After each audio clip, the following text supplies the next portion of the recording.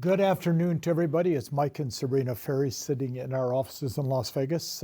I guess about 4 years ago, Sabrina had an idea that we should do a little fireside chat towards the end of the year and update all of our prospects, clients, and coaching clients as to what the market is doing. And she suggested again we do it. It was very popular last time. I think it was because you were in the video, and that makes a big difference. So, yes, we all know how much I love these. thank you for that. So, why don't you tell us what we want to accomplish and give them a little history on the Fireside Chat? Well, as you can see, we traded in our Fireside for a wreath this year. And it is the holiday season, and as the holidays come closer and the year winds down, we last time took the opportunity to sit down and produce this little video to talk to you and to give you Mike's thoughts as the year closes out and what to expect for 2023, because that's always what's on everyone's mind. It's been a crazy year. It has been very, very interesting. We have had highs. We have had some interesting changes. We have what Mike calls a normal market, and we'll get into that in a minute because that seems to be so different than what we had experienced during 2020, 2021, and at the beginning of 2022, and then things changed. So I've got a couple of questions, Mike, that I would like to ask you, and if you would answer for the audience, that would be great. So my first question is, give us your thoughts as to the state of the market for 2023. There's a lot of people have a lot of negativity about this market, and they're worried about a recession. Do you see that coming? What are your thoughts? In a normal year, we will have 4.5, 4.6, 4.7 million sales. 2021 was an abnormal year, and we talked about it so much inside the company because we had a little over 6 million sales, and I'm talking about in the US versus our Canadian friends. So, when they talk about the state of the market, we're back at 4.5 to 4.6 million this year. And, it definitely changed starting about May and June of this year, as we all saw. So I don't see it being any different for the first half of 2023. I think we'll be on the same kind of pace. Now, December every year is a little bit less than every other month because of the holiday season. But I certainly don't see a recession taking place. I don't see a recession under any circumstance for an agent that understands the sales process. The Mike Ferry trained agents, and I'm not trying to brag about our agents, are pretty much recession proof. Go ahead and brag about our agents. Well, they are recession proof because they understand the sales process. They understand managing their time and prospecting and doing good lead follow-up and pre-qualifying and making strong presentations. If there's going to be 4.5 to 4.7 million sales next year, and your goal is to do 30 as an example, let's face it, there's no recession going on that can affect you doing your 30. You may have to prospect a little more. You may have to be a little stronger in handling some of the objections that sellers and buyers give. But for the agents that don't understand selling, it's probably going to be a tough year. And the reason it's going to be so tough, there's a great book, and we've talked about it, called the 80-20 Rule, written, I think, probably in the early 1990s. It's on my bookshelf here in the office. And it's a great book talking about that 80% of all the productivity comes from 20% of the people in an organization. I think today it's probably 94-6. Wow. I think 5 to 7% of the agents are doing over 90% of all the business. And they are, I was quoted this by Kevin Sanchez, one of our longtime great customers, saying 1.7 million agents approximately, and 8%, which is about 125,000, did 4 or more transactions during 2022. That is certainly not the 80-20 rule any longer. So for those that are on the side of the 6 to 8%, congratulations. It's going to be a great 2023. For the rest, hold on and learn how to sell. But that sounds a little exciting, but you're right. Learn how to sell. Learn the skills that will get you through any market. So obviously with the market changing, do you see foreclosures coming back into play? We saw that heavily, 2008 to 2012. That was the foreclosure explosion. That's because there was not a lot of equity that people had in their homes. They had bought their homes in 2005, 6, 7, 8. The margins were very thin. The financing at that time, for those that are newer to real estate, 110% financing, and I say that as a joke, but that was much more common than a 70-30 loan ratio. Today, everybody, because of 2021, has experienced rather significant appreciation on their homes.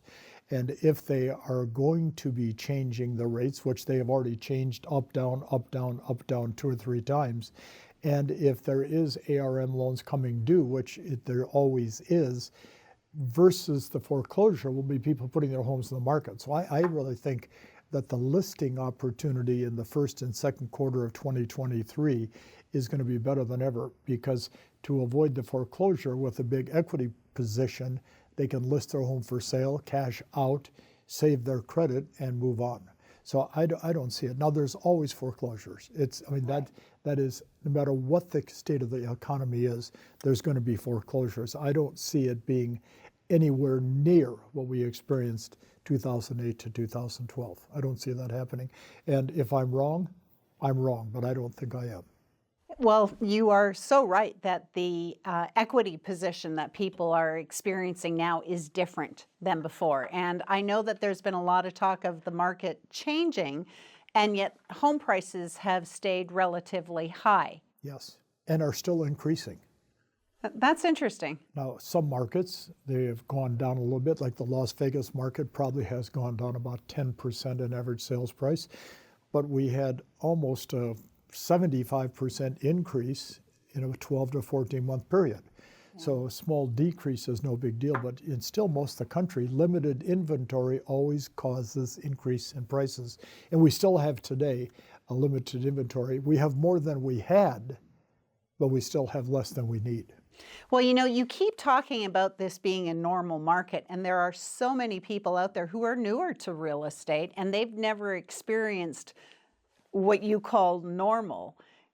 Can you help us understand that a little bit more and help the viewer understand more of this normal market? Well, if you started in the second half of 2020 and experienced 2021, you have to understand that was totally an abnormal market.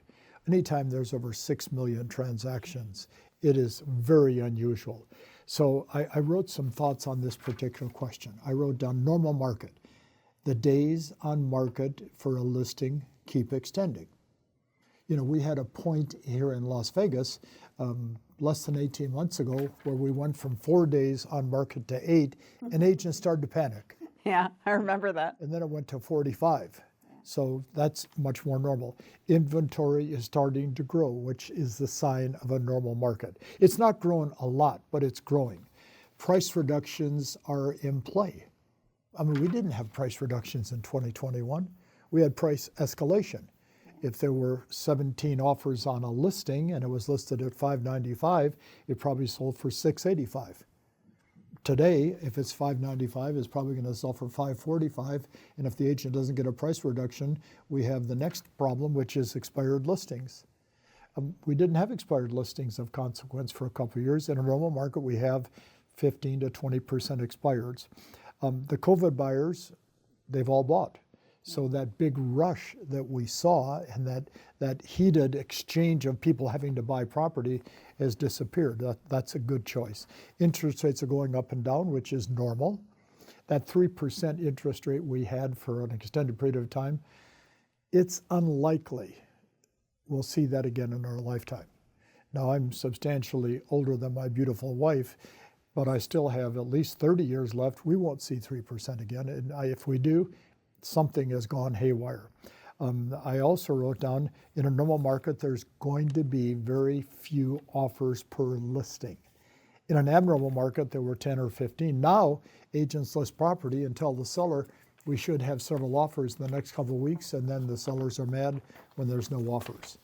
I wrote down the number of showings has declined dramatically, which is normal. Yes, you have to understand that. For sale by owners are not selling quickly. That's normal. Prices are flattening out, normal, and in some cases declining. The number of deals falling apart is much higher than it has been over the last 2 years. That is normal. Let's just use the example that in a normal market, 20 to 22% of all transactions do not close for whatever reason. Buyer didn't qualify, property didn't qualify, appraisals came in low, etc.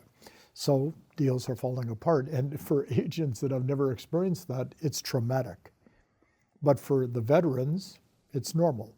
And then I wrote down also, in terms of normality, seller concessions are once again part of a normal transaction, whether it being buying down interest rates or paying part of the closing costs. So the biggest challenge we have today is the majority of all the agents started in real estate after 2019. They've never been through what the veterans, ourselves, and our clients are going through today. This is normal. Put that into your head as a mindset, and you'll look at your market in a much more favorable fashion. It's interesting when you said concessions are back in play. I remember seeing a listing where they were throwing in the car. Yeah. A car would come with the house, and they were just trying to get people to bring in an offer to get something going. And it is interesting because one of the greatest challenges that we seem to be running into is that, everybody out there, that initial shock of COVID when we were all shut down, it was a few weeks of total almost disbelief. And then the industry adjusted and a lot of people built momentum very quickly and did a huge amount of volume in that 2020 to 21 period. And you've described it many times as it was like a huge wave that came in. Yes. And you just didn't have to work the same way. So just a quick thought on mindset. How do you, as a newer agent, understand that this is normal and that skills will help you get through if you have them, and that they are something you can acquire? So can you just give us your thoughts on that? If you get on a commercial airplane, you expect the pilot to have fundamental skills. Yes. If you go to your doctor to have a broken finger repaired, you expect the doctor to have fundamental skills.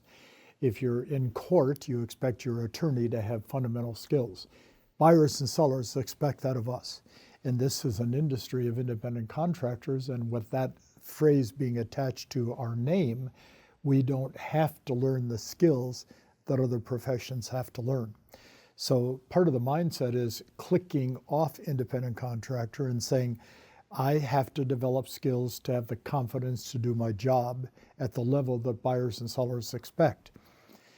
But at the same time, if you stop reading the news, stop watching the news, stop talking to negative people, you're going to have a better view of what's going on in your office, in your company.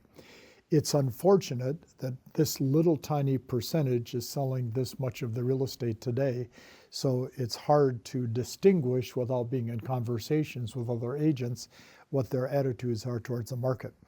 But as soon as they say things like, oh, I just don't think we can take listings today, you smile and walk away and talk to somebody else. You got to control what's going in to control what comes out. And you have to control what goes in to control your behavior patterns. So stop reading the news, stop watching the news, stop talking to negative people, and do what other professions do. Learn skills. It's such a simple thought and yet so hard for so many people to do. So with learning skills as advice to the agents, what would you say to the brokers as we come into 2023? I had this conversation this week with 7 or 8 brokers that I coach personally. I said, strengthen your recruiting skill set. Because right now we have a tremendous influx of new licensees, people that are being unemployed by their industries, looking at real estate and seeing big commission checks. So we're having this big influx, and recruiting has to revolve around 50% new licensees, 50% existing agents. You got to strengthen your recruiting. I wrote down they have to do sales training versus social media, technology, etc. They got to, Watch. What does a person say to a person that is a seller who gives you an objection? You have to have a response or an answer. Social media, you can't present something you've posted on social media to a seller and say, read that to get the answer. That doesn't work. Technology is always going to be important as part of our life. We have technology right now in front of us here in the office, and we understand that technology is important. But they're not listing with you because of technology. They're listing with you because they think you have the ability and the skill to get a transaction. But then I also wrote down brokers have to start setting minimum standards and then enforcing those. And that is a hard one because they're independent contractors. But if they recruit, if they train, and they have standards for people to follow, brokers are going to have more success. They're going to create some turnover in that process, and that's okay. Because less sometimes is more when it comes to agents. Well, I've heard you for a long time now say that for brokers, they will solve every problem they have with recruiting. Correct. And you stand by that more than ever again. Absolutely, 100%. It is interesting how cyclical the market is. It's a series of waves coming into the beach. Yeah. I've also been amazed at how many people are looking for an easy answer. You mentioned social media and all these other things. And yet the bottom line is, even if you do get someone to respond to something you post, you still have to be able to talk to them, answer their questions, handle their objections, and convince them that you're the right agent for the job of selling their home. And I assume that's the reason why you're always saying, all the add-ons are great, but if you don't have the fundamental skills, it's going to be a challenge. Or as I've said now for the last 18 months, selling real estate is simple. It's just not easy. Because watch, somebody wants to buy, somebody wants to sell. Our job, get in the middle. But if you get in the middle, you have to know what to say to bring the two parties together. And that's really what your job and our job is together. So any last words for our agents who are watching? What should they be doing for the last 4 weeks of 2022 and as we approach 2023? Work. Ooh, a 4-letter word. It's not a month off. It's work. There is going to be less transactions. We know that. It's historical and sometimes hysterical at the same time. But if you work 18 to 20 days, you still have 10 days off over the holidays, which everybody is working hard to have some time off. But second, talk to your database more than you've ever talked to them before. I wrote down, focus on listings for January, February, and March. The listings you take in January will be generated because of the work you do in December. And then I wrote down, obviously, focus on improving your skills. I mean, there's no better time. I'm doing a 2-day event on listing property in Anaheim in December. Yeah. I can't remember the dates, mid-December. The 14th and 15th. Okay, and we already have, I think, 350 people signed up to attend, which I thought if we had 100, I would be excited, and we're at 350 with a couple weeks to go. Focus on skills and learn the skills. And then I thought last, for the agents and the brokers, consider joining MFO coaching. Yeah, because there's no question it can make a difference. I talked to a guy today, nice fellow, productive agent, works in KW's system, and he called and he said he wants to be involved in coaching. And I called him back saying, would you like us to sign you up for coaching? He said, no, I want to be a coach. And he said, what do I have to do to be a coach? I said, you have to be in coaching and know what we do. And I said, have you ever attended any of our events? He said, no, but I've heard about them for years. I've never attended. I said, well, until you attend and are part of what we do, how can you teach it? Well, everybody wants to be a coach today. If you want to be a coach, become a great agent, because then people want to hear what you have to say. And the money for great agents is listing property. Learn how to list property. Life will be better in 2023. It's interesting that you should say everybody now wants to be a coach. Yes. And as the market has returned to normal and you have to work, they're looking for an easier way of making a living. And apparently some people think that's coaching. One of the things that I'll just say, I had a conversation recently with one of our coaches, Ann Baker, and she said, what company can you go to that has coaches that have 20 plus years of experience coaching you, helping you build the skills, helping you know what to say and what to do? And as she said that, I, first of all, couldn't believe that all that time had gone by. It does seem to happen very quickly. I've had coaching for 33, 34 years now. Yeah, and I think Ann just passed 25 years actually as a coach with us. And, you know, tap into that experience. Find a way of learning and developing the skills. Mike mentioned the program that we are doing in Anaheim. The nice thing about that, too, is it is our toy drive. And I'm going to tie this back in, if I may, to the holidays, because, of course, Christmas is coming, the holidays are coming. And for our toy drive, we really encourage everyone to bring an unwrapped toy. We're excited. This year we can actually have toys again. COVID is over and the hospitals are accepting toys, actual physical toys again. So if you are planning to come, please bring an unwrapped toy with you, and we encourage you to participate in this event. Any closing thoughts for everyone for the holidays? Well, first of all, work. And that's the... I think he said that already, right? Okay, so second of all, work. And is there a third? Yes, try working. Because as the market shifted over the course of the summer and into the fall, less and less agents were participating. And I heard that from brokers every single day. So let's start the new year on Thursday, December 1st. Let's start that gives us a 13-month year to get the habits in place and achieve the goals we've set. So when Sabrina said to me, let's do a fireside chat again, I said, nah, we did that. I'm not a big fan of that kind of stuff. But it was one of our most and highest responded to little videos we did a couple years ago. So we hope there's a lot of you watching, listening, learning, and working. So thank you for the idea. That's my thoughts on our fireside chat. And from me and from all of our staff at MFO, I just want to wish all of you a magical holiday season, hopefully filled with love and joy and good things. Boy, we all could use it, and that is the thing that we need to make a commitment to. Give yourself the gift of a positive mindset this year. Focus on working on that and doing what you need to do. If you have the skills, you can build your business in any market. He's been proving this for 48 years. People often call Mike old-fashioned. He laughs and says he may be old, but as far as he knows, making a profit and having a successful business is still quite fashionable. So I always love that response of yours. And as I said, to all of you, we wish you the happiest of holidays, and we are excited for coming into 2023. We have the ability to make it a great year. Don't underestimate your ability to make 2023 great for you and for your family. Thanks for watching. See you soon. Merry Christmas, happy holidays.